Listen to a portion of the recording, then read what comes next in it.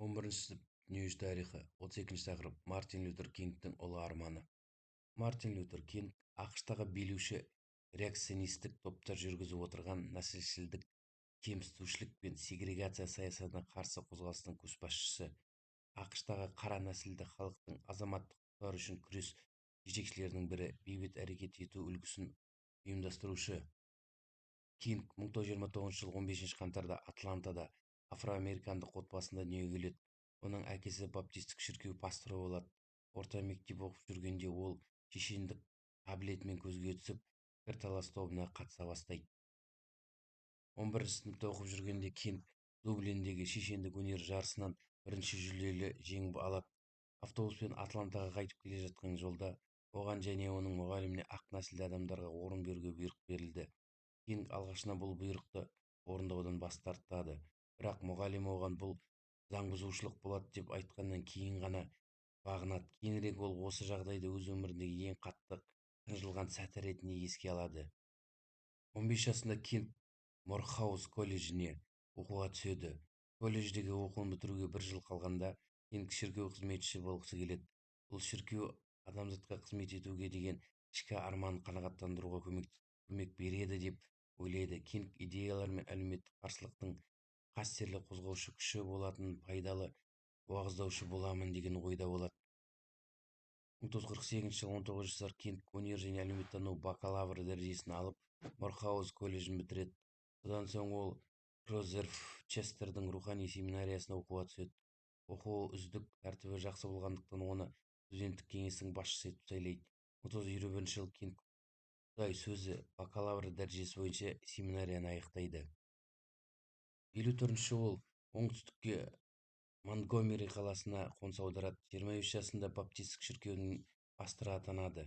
Кинг оқуын одан әрі жалғастыруды қалап, Бостон университетіне жүйелі теология бойынша докторантураға түседі. 55 жылы философия дәрежесі бойынша диссертация қорғайды. Кинг докторантурада оқып жүріп, баптистік шіркеуді дін қызметші көмекшісі болады.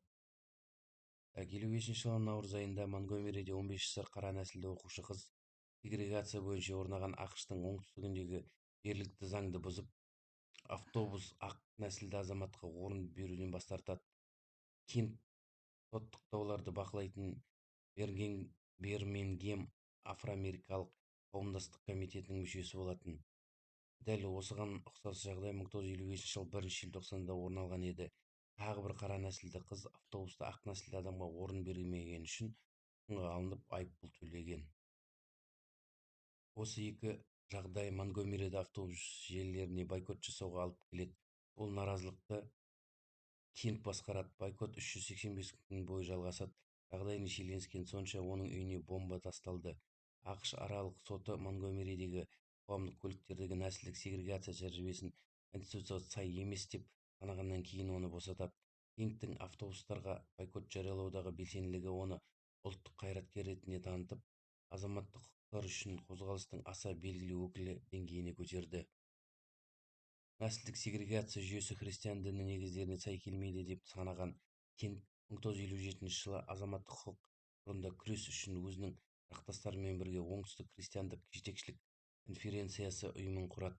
Осы конференция күш көрсетпеушілік әрекеттер арқылы қоғам өмірін сегрегацияны алып тастау үшін күрескен қара күштердің жаппай демократиялық қозғалысына айналды.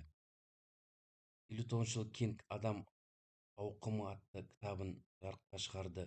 Оған «Адам дегеніміз не» және «Толыққанды өмір өлшемдері» атты уағыздар енді. Оның уағыздарында адамның Құдай сүйіспеншілігіне мұқтаждығы туралы айтылды және бас өркениетіндегі нәсілдік әділетсіздік көріністері сынға алынады. 1959 жылы Кинг Үндістанға келіп, ұлы Махатма Ганди ілімімен танысады. Бейбіт түрде күресу жолдары туралы Гандидің ілімі афроамерикандықтардың азаматтық құқық үшін күрес жолдарымен толықтай сай келеді. Үндістанда болған соңғы күннің кешінде радиодан үндеу жасаған Кинг Үндістанда болып бейбіт жолмен күресу езілген халықтың әділетсіздікке қарсы күресінің және адамзат абыройының ең күшті қаруы екенін көзім жетті деп ойын жеткізді. Өзі құрған ұйымға сүйене отырып, Кинг 62 жылы Олбанидегі 63 жылы Бирмингемдегі сегрегацияға бейбіт түрде өткен қарсылық шараларына жетекшілік етеді. Азаматтық құқық үшін болған күрестің негізгі оқиғаларының бірі 63 жылы 28 тамызда Вашингтонда жұмыс орындары және бостандық үшін марш болады. Бұл шеру кезінде адамдарды терісінің түсіне қарап емес, олардың жан дүниесіне қарап бағалау керек деп мәлімдеді. Кинг маршқа қатысушыларға "менің арманым бар" деген тақырыпқа сөз сөйлеп, болашақта ақ пен қара түсті адамдар тең азаматтық құқыққа ие болатыны туралы ойын жеткізді. Құлдарға азаттық беру туралы Линкольннің прокламациясының жарияланғанына 100 жыл толуына орай өткен шарада Кингтің Авраам Линкольннің мүсіні орналасқан баспалдақта тұрып сөйлеген сөзін барша прогрессивті адамзат қауымы ерекше әсермен қабылдады. Әлемдік қауымдастық Кингтің қайраткерлігін жоғары бағалады. 1964 жылы ол әсілдік кеңістікке қарсы бейбіт түрде күрескен үшін Нобель сыйлығына ие болады.